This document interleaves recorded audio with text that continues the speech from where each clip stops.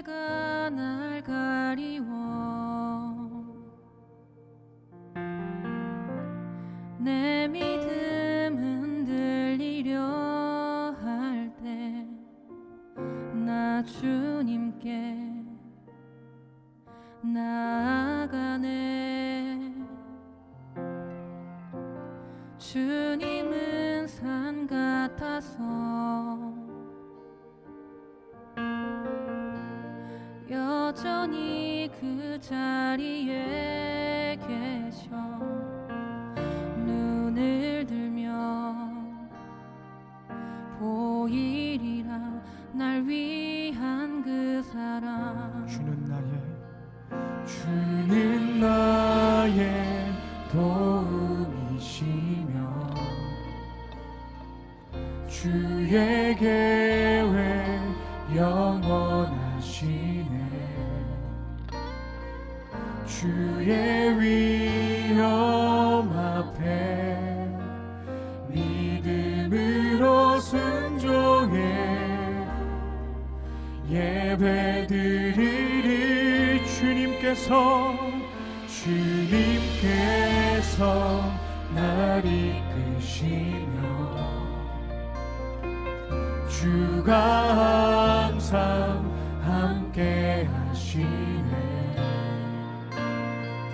주의 사랑 안에 믿음으로 순종해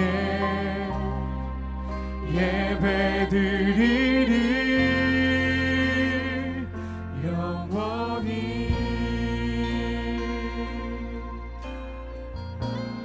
한계가 날 가리워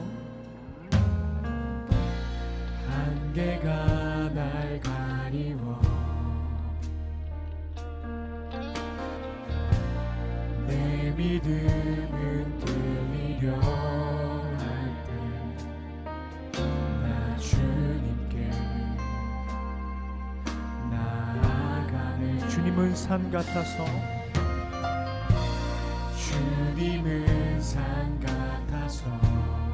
여전히 그 자리에 계셔. 여전히 그 자리에 계셔. 눈을 들면 위한 그 사랑. 주는 나의 도움이시며 주의 계획 영원하시네. 주의 위험 앞에 믿음으로 순종해 예배드리리. 주님께서 날 이끄시며 아멘. 주가 항상 함께 하시네. 주의 사랑 안에 믿음으로 순종해. 이 시간 우리 주님께 기도하며 나아갈 때에 오늘 아침에 우리가 함께 나눌 말씀은 사도행전 23장 말씀입니다. 9절부터 11절까지 말씀을 저와 여러분들이 다 같이 한 목소리로 읽겠습니다. 그래서 큰 소동이 일어났다. 바리새파 사람 편에서 율법학자 몇 사람이 일어나서 바울 편을 들어서 말하였다. 우리는 이 사람에게서 조금도 잘못을 찾을 수 없습니다. 만일 영이나 천사가 그에게 말하여 주었으면 어찌 하겠습니까? 싸움이 커지니 천부장은 바울이 그들에게 찢길까 염려하여 군인더러 내려가서 바울을 그들 가운데서 빼내어 병영 안으로 데려가라고 명령하였다. 그날 밤에 주께서 바울 곁에 서서 말씀하셨다. 용기를 내어라. 내가 예루살렘에서 나의 일을 증언한 것 같이 로마에서도 증언하여야 한다. 사도행전 9장 15절과 16절 말씀도 우리 함께 읽겠습니다. 다 같이 읽습니다. 주께서 그에게 말씀하셨다. 가거라.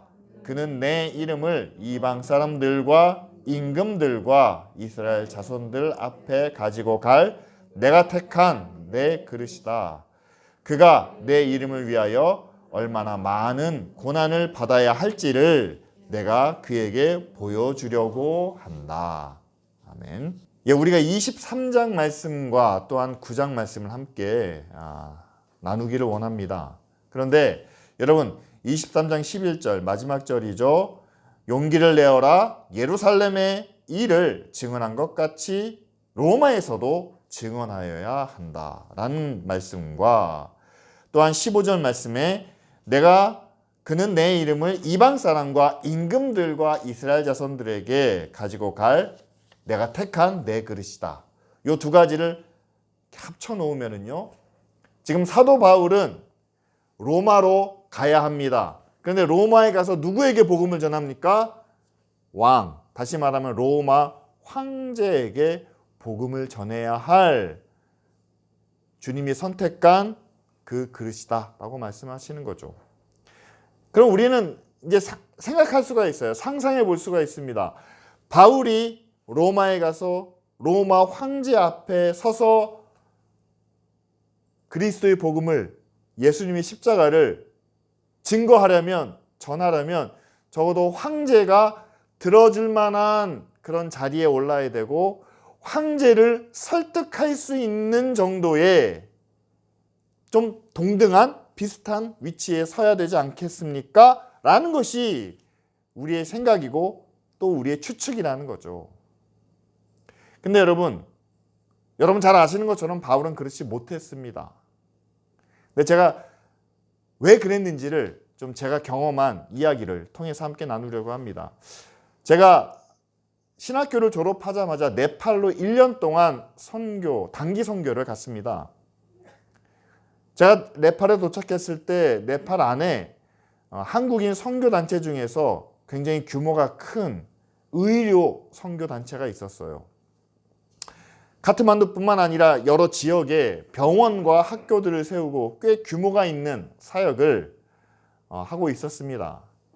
그런데 그 선교단체가 그렇게 큰 사업을 할 수 있었던 이유 중에 하나는 그들이 정부와 굉장히 긴밀한 협조를 맺었다는, 다시 말하면 선교단체가 무슨 사업 계획을 내놓으면 정부에서 그것을 굉장히 잘 도와주고 협력하는 그런 관계였다는 사실입니다. 그런데 그렇게 정부와 가까울 수 있었던 것은 바로 그 선교단체의 대표 되시는 선교사님과 그 나라의 총리가 같이 밥도 먹고 놀러도 다니고 사우나는 모르겠어요. 하여튼 간에 서로 가까운 그런 관계였다는 사실이죠. 그래서 병원에서 행사가 있거나 아니면 학교에서 그 선교단체에서 무슨 행사를 하면은요, 의례 장관이 오기도 하고 시장이 오기도 하고 경찰서장이 오기도 합니다.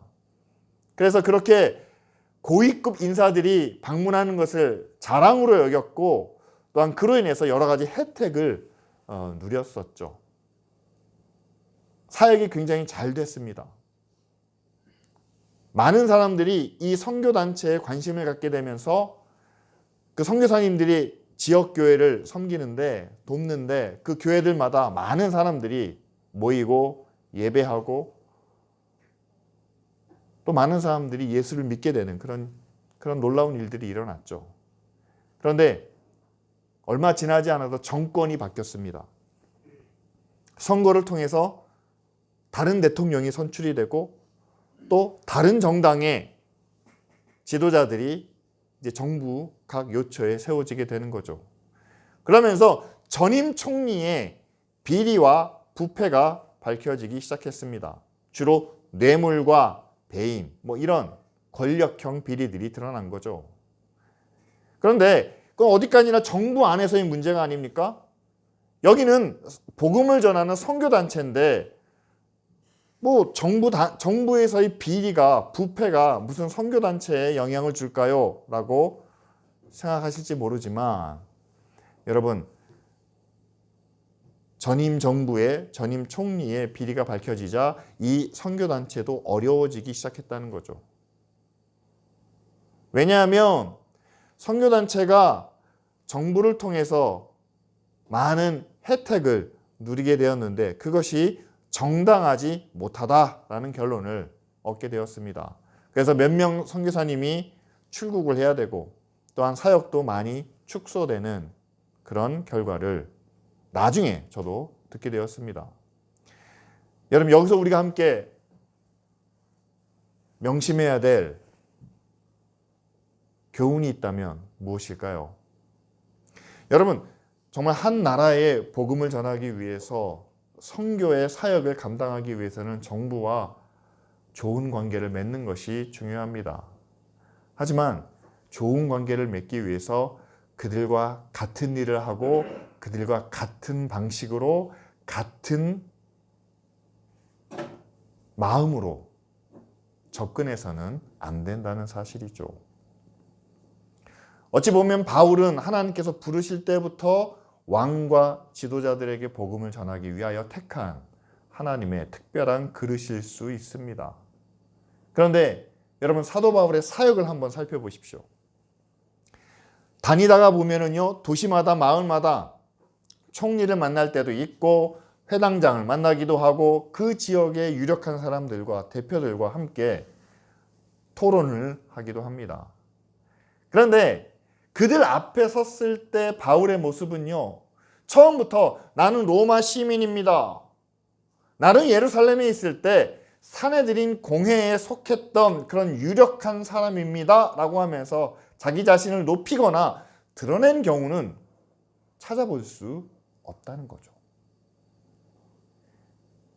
바울은 처음에는 바나바와 함께 몇 명의 제자들과 함께 선교 여행을 다녔습니다. 가는 곳마다 그는 이방인이에요. 다시 말하면 지나가는 나그네에 불과합니다. 그리고 어떤 때는 붙잡혀서 끌려가는 경우도 있었습니다.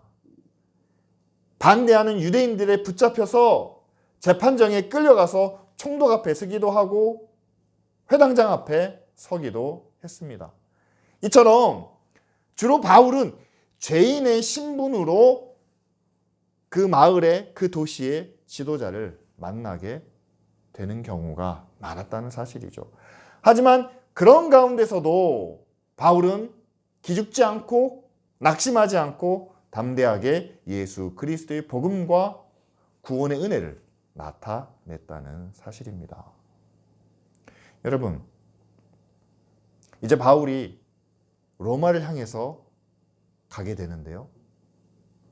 로마로 가면서 로마 황제를 만날 수도 있는데, 자, 로마 황제를 만났을 때 어떤 옷을 입어야 될지, 어떤 자리에 어떤 모습으로 앉아야 될지, 또 처음에 어떤 말로 시작해야 될지.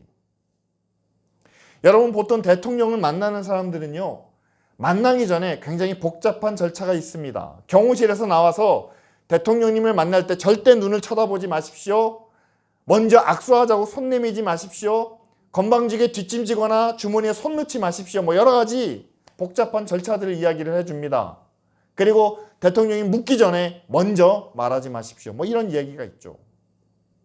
여러분, 지금의 대통령보다 당시 로마 황제가 더 높임을 받는 그런 자리에 있었는데, 바울이 그를 만나서 복음을 전해야 된다고 했을 때 얼마나 많은 그런 일들을 상상할 수도 있고 계획할 수도 있지 않았겠습니까?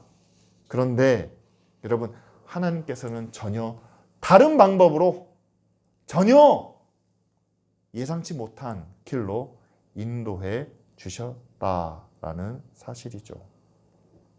여러분, 하나님은 절대로 자기 일을 하실 때, 또한 교회를 통해서 하나님의 의를, 하나님의 사랑을, 하나님의 능력을 나타내실 때 세상이 기대하는, 세상이 계획하는 그런 방법으로만은 하시지 않는다는 사실입니다.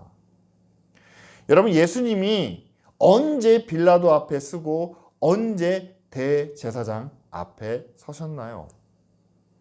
예수님이 많은 사람들에게 선지자라고 저 사람은 메시아일지도 모른다라고 인정을 받았는데 예수님께서 그런 인정받는 가운데 대제사장을 만나고 총독을 만난 것은요, 예수님이 한참 잘 나갈 때 사람들에게 인기를 얻을 때 그들을 만나시지 않았다는 겁니다. 예수님은 죄인으로 잡혀서 비로소 제사장을 만나고 빌라도를 만났다는 사실이죠. 그런 면에서는 바울도 비슷합니다. 그가 예루살렘에서 인정받는 유력한 사람일 때 여러 도시들을 다니며 복음을 전했던 것이 아니라 그는 예루살렘에 있는 유대인들에게 이 사람은 거짓 진리를 전하는 율법을 깨트리는 그런 죄인이다 라는 그런 낙인을 찍힌 가운데 그는 여러 사람들을 만나게 되었다는 사실이죠. 저는 예수님과 바울의 모습을 지금의 교회에도 함께 적용할 수 있어야 한다라고 믿습니다. 여러분, 교회가 우리나라 대통령을 향해서 복음을 전해야 하지 않겠습니까? 교회가 이 사회의 지도층, 최상위층 사람들을 향해서도 하나님의 구원을, 십자가의 복음을 담대하게 외쳐야 되지 않겠습니까? 그럼 대통령이 복음을 전하기 위해서 어디로 가야 되나요? 아니면 이 사회 지위층, 고위층에게 복음을 전하기 위해서 어디로 가야 됩니까? 그들이 모여있는 자리로 가야 됩니다. 그러기 위해서는 최고급 호텔을 가야 될 수도 있고, 아니면 우리나라에는 1년에 2번씩인가요? 조창기도회라는 게 있어요. 거기에 대통령도 함께 옵니다. 그 자리에 가야 되는데 누가 저를 그 자리에 초대해 줄까요? 아니요, 저는 그 자리 못 갑니다. 우리나라의 몇몇 유력한 힘 있는 그런 대형교회 목사님들만 초대를 받아서 그 자리에 가게 되죠. 그런데 여러분, 예수님의 방식도 바울의 방식도 그렇진 않았다는 겁니다. 오히려 그것과는 정반대로 그들에게 복음을 전하기 위해서 내가 그 자리로 올라가는 것이 아니라 오히려 그들에게 복음을 전하기 위해서 그와는 다른 방식으로 접근해야 한다는 것을 우리에게 말씀해 주고 있죠.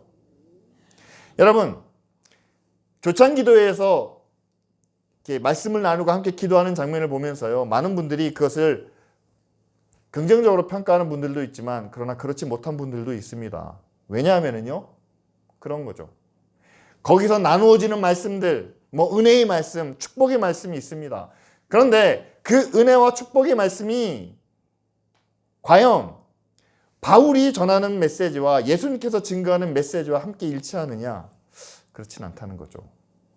여러분, 분명히 성경이 말씀하고 있는 것은 그렇습니다. 높아지고자 하느냐? 너희는 섬기는 자가 되고, 우두머리가 되고자 하느냐? 너희는 종이 되라고 말씀하십니다. 분명히 세상과는 다른 길을 우리에게 제시해 준다는 사실이죠. 그런데 만약 여러분, 그들을 만나기 위해서, 그들과 함께하기 위해서 우리가 높은 자리로 올라가는데 높은 자리로 올라가는 과정 중에 만일 조금이라도 우리가 그들과 똑같은 방법으로 치열한 경쟁을 통해서 내가 그 자리를 얻기까지는 세상의 모든 수단과 방법을 다 동원해서 우리는 그 자리에 올랐다라고 한다면 교회는 세상으로부터 이런 이야기를 들을 수밖에 없습니다. 교회도 세상과 다른 게 없네요 라는 사실이죠. 왜 사람들이 예수 그리스도의 복음에 감동을 받고 또한 그들이 자신의 죄를 뉘우치게 되는지 한번 생각해 보시길 바랍니다. 바울이 가는 곳마다 능력이 나타났고 또 기적을 행한 것도 맞습니다. 그러나 바울이 전하는 메시지가 왜 사람들의 마음을 흔들어 놓고 그들을 회개의 자리로, 뉘우침의 자리로 나아가게 했는지 한번 생각해 보시기를 바랍니다. 여러분들도 세상과 똑같은 자리에서 또한 그들이 원하는 그런 목표를 향해서 나아갈 때 그들과 똑같이 한다면 할 수 없는 일들을 하나님이 뒤에서 도와주시고 하나님이 뒤에서 힘을 주시고 하나님이 뒤에서 밀어주시면 여러분들도 성공할 수 있습니다. 여러분들도 잘 될 수 있습니다. 여러분, 이런 말씀에 사람들이 뉘우치고 회개하며 자신의 죄를 고백하고 아멘 아멘 할 수 있을까요? 저는 아니라고 봅니다. 저는 반대라고 생각합니다. 바울은 가장 낮은 자리에 있었지만 힘이 없고 무력했지만 그러나 그들과는 다른 길을, 다른 가치를, 그리고 다른 목표를 가지고 있었고 그것을 고난 중에 오히려 자연스럽게 나타낼 수 있었기 때문에 사람들이 바울의 말에 귀를 기울이고 또한 바울이 증거할 때 그 도시의 총독이, 그 마을의 지도자가, 그리고 나중에는 로마 황제까지도 그 말에 귀를 기울이게 되지 않았을까요? 그렇죠. 여러분, 우리가 세상보다 더 높은 자리에 있다고 세상이 교회의 말에 귀를 기울이지는 않습니다. 오히려 어떻게 그 높은 자리까지 올라갔는지를 우리에게 물어보지 않을까요? 어떻게 우리도 못 올라가는 그 자리를 어떻게 당신은 믿음으로 산다고 하면서 의롭고 정직하게 한다고 하면서 약한 사람들을 돌보며 사랑을 나눈다고 하면서 어떻게 그 자리까지 올라갈 수 있었는지를 우리 가운데 물어보지 않겠습니까? 그러면 우리는 그 질문에 당당하게 대답할 수 있어야 되겠죠. 우리는 당신들과 다르게 살았다는 것을, 나의 성공과 만족이 아닌 다른 목표를 가지고 살아왔다는 것을, 그리고 의와 사랑을 우리는 실천하며 여기까지 나왔다는 것을 우리가 당당하게 이야기할 수 있는 그 자리에 설 때 우리는 누구에게나 하나님의 구원과 또한 십자가의 은혜를 당당하게 나타낼 수 있는 하나님의 그릇이 되지 않겠습니까? 두 번째는요, 바울이 이렇게 고난을 당하고 있는데 이 고난을 통해서 바울에게 죄가 없다는 것을, 그가 의롭다는 것을 하나님은 증거해 주십니다. 여러분, 9절 말씀에 그런 얘기가 있지 않습니까? 당시 큰 소동이 벌어졌어요.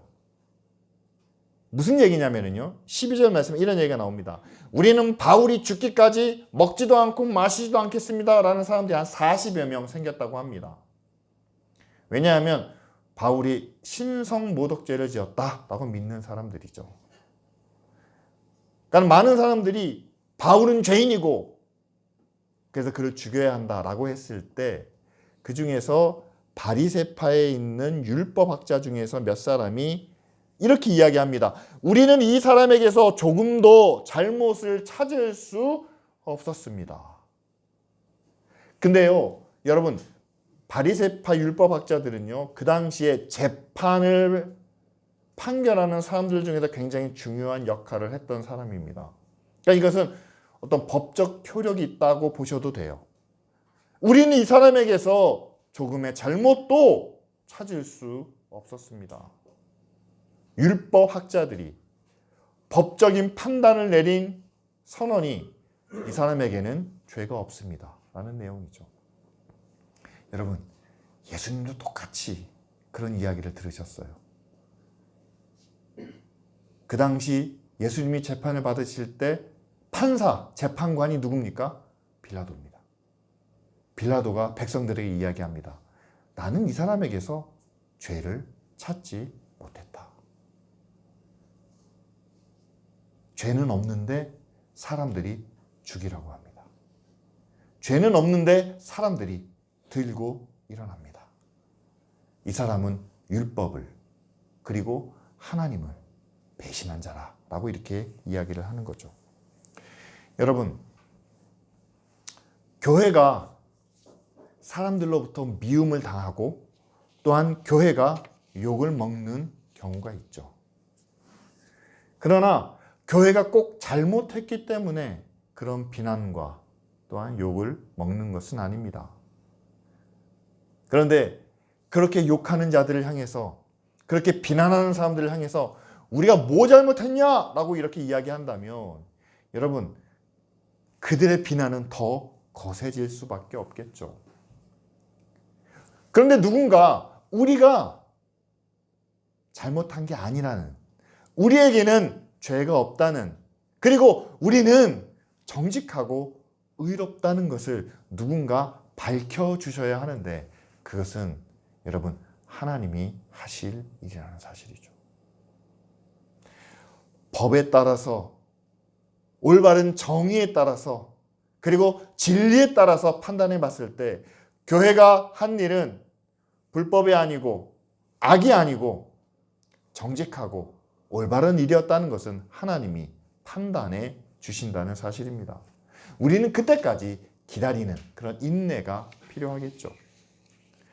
지금 세상은요, 여러분 지금 우리가 살고 있는 이 세상을 가만히 들여다보시면 나에게 유리하면 그것은 괜찮다, 때로는 옳다. 그러나 나에게 불리하고 다른 사람에게 유익한 일이라면 우리는 그것을 뭐 잘못된 거 아닌지, 문제가 있는 건 아닌지, 우리는 그렇게 자기중심적인 기준을 가지고 살 때가 많습니다.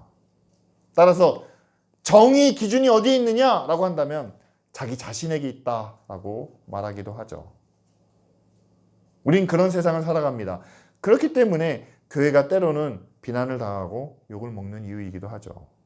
하지만 여러분, 정말 바른 기준을 놓고 봤을 때 교회가 세상보다 항상 의로울 수밖에 없는 이유가 하나 있습니다.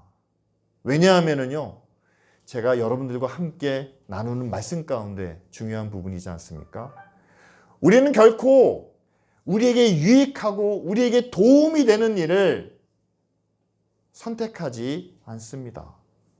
오히려 그것이 불공평하고 부정한 일이라면 우리는 그것을 멀리합니다.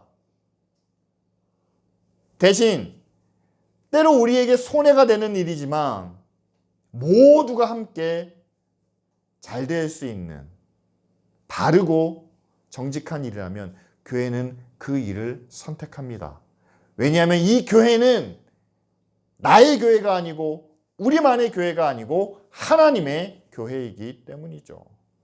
따라서 하나님의 교회는 항상 세상보다 의로울 수밖에 없습니다. 왜냐하면 내가 좋은 것을, 내가 원하는 것을 선택하지 않고 하나님이 기뻐하시는 일을 선택하기 때문이죠. 나에게 해가 되는 일을, 나에게 어려운 일을 우리는 멀리하지 않습니다. 하나님이 원하신다면, 하나님이 기뻐하신다면 우리는 그 일을 꼭 해야만 합니다. 여러분, 그렇기 때문에 교회는 항상 세상보다 의로울 수밖에 없습니다. 여러분, 그런 자부심을 가지셔도 돼요. 교회가 약할 수는 있고, 교회가 작을 수는 있고, 교회가 낮을 수는 있지만, 그러나 교회가 세상보다 의로울 수밖에 없다는 사실이고, 하나님은 그 의를 분명하게 나타내 주신다는 거죠. 마지막으로 여러분, 바울이 복음을 전하기 위해서 로마로 가는데 하나님은 로마의 힘을 통해서 바울이 그곳까지 이르게 하십니다. 생각해 보세요. 1차, 2차, 3차 전도 여행 때는요, 바울이 자기 무리들과 함께 자비량으로 선교 여행을 떠났습니다.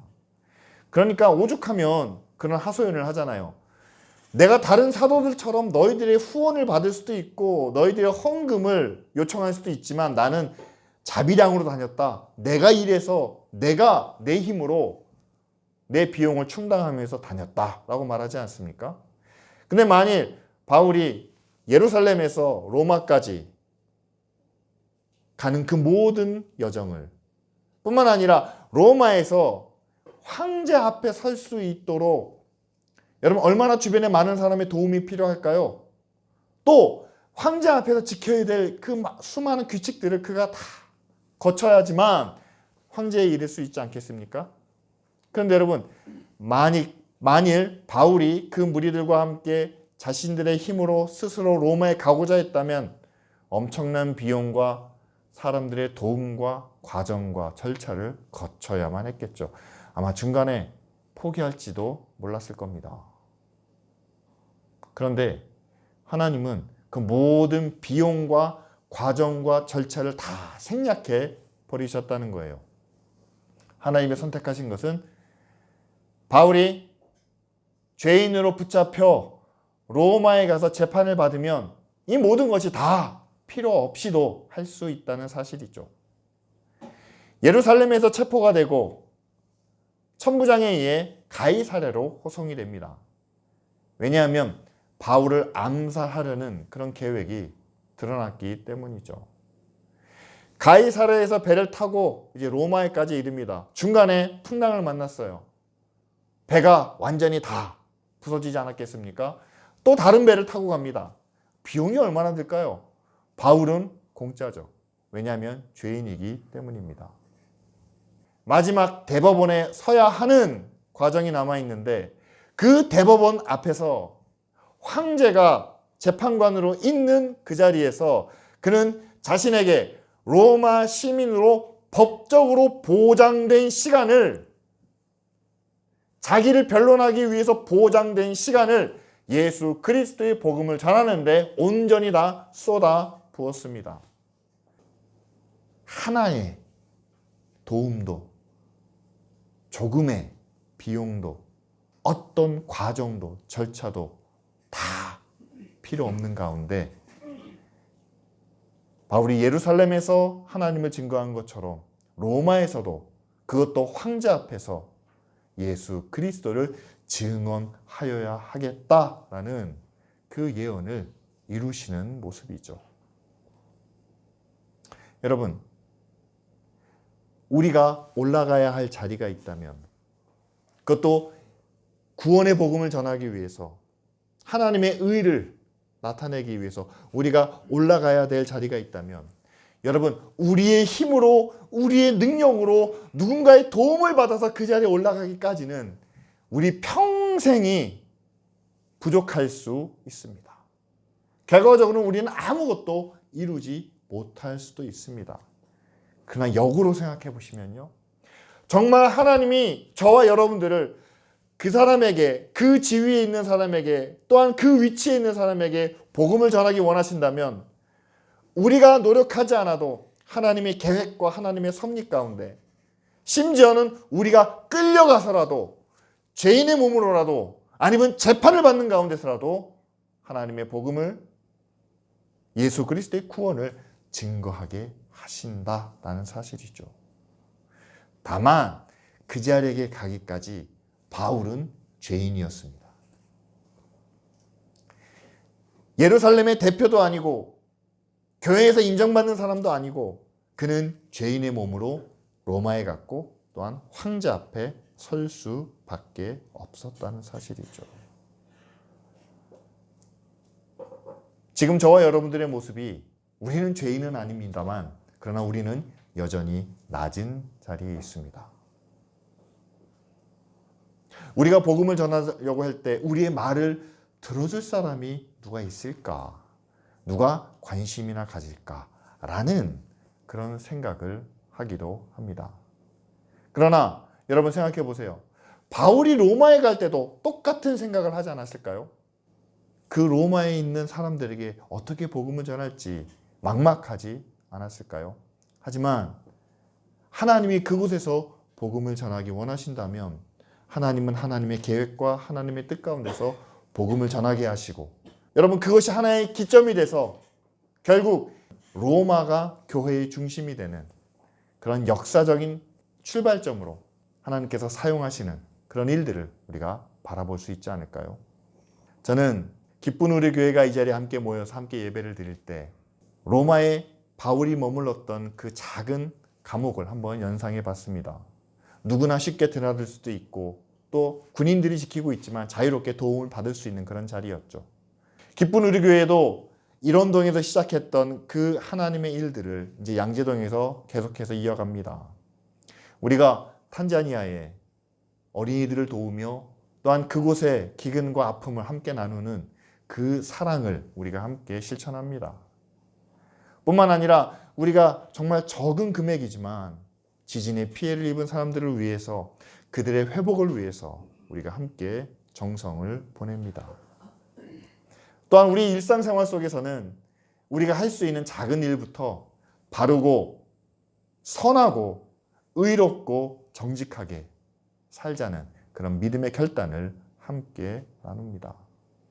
여러분, 이 모든 일이 과연 누구에게 얼마나 큰 영향을 나타낼 수 있을까요? 바울이 죄인으로 끌려간 그 로마, 또한 거기서 전했던 복음이 인류 역사에 있어서 교회를 예루살렘에서 로마로 옮기는 그 출발점이 될 거라고는 아무도 몰랐었습니다. 마찬가지로 지금 이 자리에서 우리가 시작한 일이 앞으로 10년, 50년, 100년 후에 어떤 결과가 어떤 열매를 맺혀줄지는 우리는 아무도 모르는 그런 일들을 우리가 함께 시작하고 있다는 사실이죠. 다만 기억해야 되는 것은 이겁니다. 첫 번째로 바울은 하나님이 택한 그릇이었다는 사실이죠. 저도 여러분들도 하나님이 택하시고 부르신 자녀인 것을 믿습니다. 근데 자녀라면 누구나 하나님께서 맡겨주신 유업, 유산이 있다는 사실을 기억하시기 바랍니다. 그 유산을 위해서 열심히 살아가야 할 때 그것이 우리가 맡아야 될 그런 그릇이 되겠죠. 그 그릇은요, 높이 있는 그릇, 낮은 그릇, 귀하게 쓰는 그릇, 천하게 쓰는 그릇, 그런 차이가 없습니다. 다만 그 그릇이 세상과는 달라야 한다는 사실을 말씀해 주고 계시죠. 그 그릇에 담겨 있는 것이 세상의 물질이나 권력이나 힘이 아니기 때문에 예수 그리스도의 말씀이고 생명이고 진리이기 때문에 그 그릇은 분명히 세상과는 달라야 한다는 것을 우리에게 말씀해 주십니다. 그리고 마지막으로 그 그릇이 담고 있는 것을 세상 가운데 나타내는 힘과 능력은 오직 하나님께 속했다는 사실이죠. 바울을 예루살렘에서 로마로 옮기신 하나님의 능력처럼 우리가 담고 있는 이 진리와 이 구원의 말씀을 우리가 잘 담아 놓고 그것을 실천하고자 한다면 우리를 통해서 이루시는 그 하나님은 바울이 맺은 열매와 같이 우리에게도 귀한 열매를 허락해 주실 줄 믿습니다. 이제 함께 기도하기를 원합니다. 예수 그리스도를 믿음으로 우리가 하나님의 자녀가 된 것처럼 이젠 하나님의 일을, 하나님의 유업을 이루어가는 그런 귀한 그릇이 되게 하여 주시옵소서. 바울을 통해서 믿음의 길을 가게 하시고 죄인의 고난 가운데서도 놀라운 역사를 나타내신 것처럼 이제 우리도 이 땅에서, 이 자리에서 하나님의 의와 사랑을 나타낼 때 하나님의 능력이, 하나님의 구원의 역사가 이 교회와 또한 모든 믿음의 성도들을 통해서 나타날 수 있도록 우리 이 시간 다 같이 함께 통성으로 기도하겠습니다.